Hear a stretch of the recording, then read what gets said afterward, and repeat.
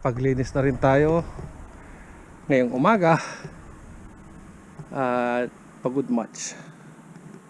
Binaklas ko yung nakikita sa Google Map na nagaya ng kahoy pero nandito pa rin sila. Plano ko magtanim ng pechay, kaya isipan kong i-vlog ulit. Ang ating lutuan ay puno ng uling at maganda siguro yan, kaya game na, walang edit yan.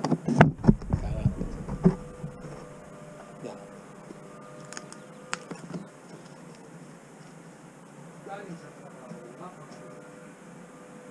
hindi lang po.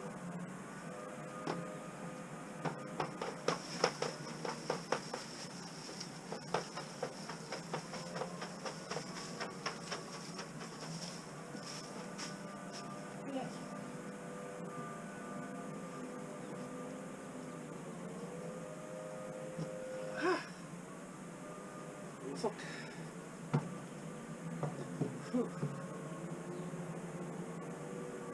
Hangin.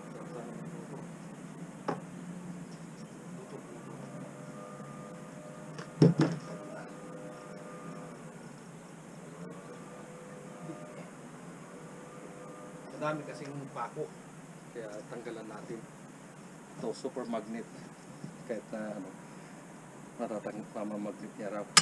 Oh. Magnet. Natin yung mga pako pa.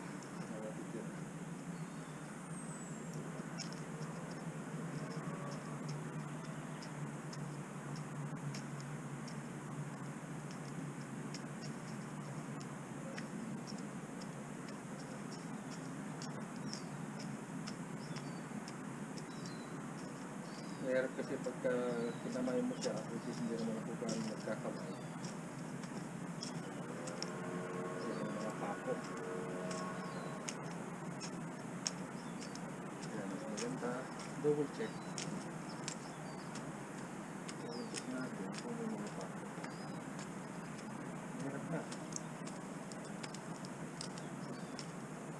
Isa kung kapal na takulap, pwede. Diba? Hindi tayo sanay. Nagsanay-sanayan lang. Pero nung araw, yan, pwede sila yun.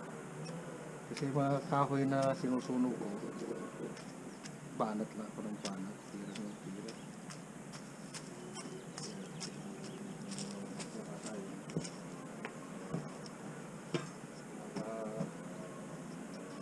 Pako!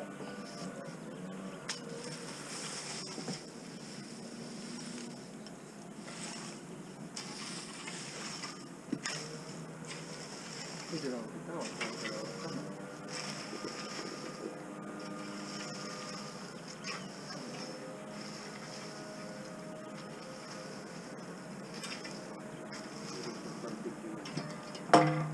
Dami-dami na.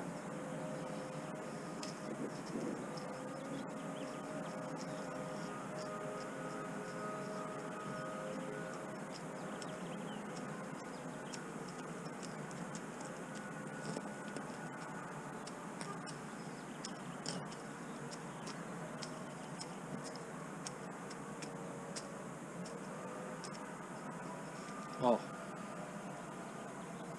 quality. Dami natanggal, oh. Super magnet.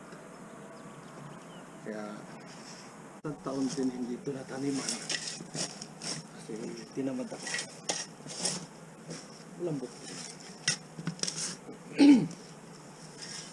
Sarap pag-ukay pag malambot. Pag matigas, papagod tayo.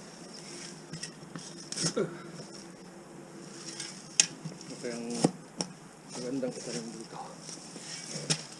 Oh, may manita ko. Oo.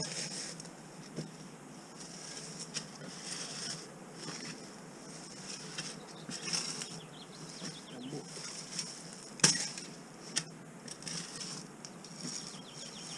Tagal natin ginamot ko. Kumpo. Tubo na to.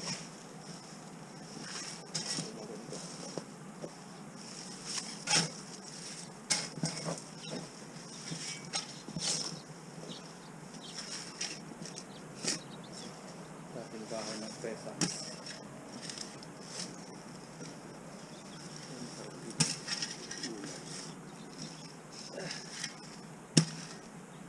Tapos din, may kapiranggot pa doon pero pagod na yung matanda.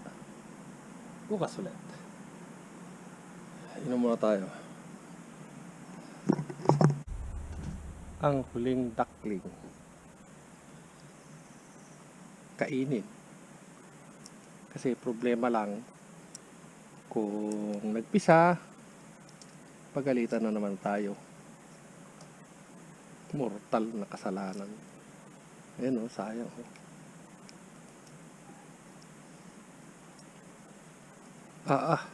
May sabaw na.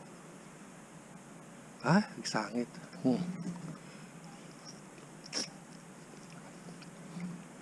Balot sa puti.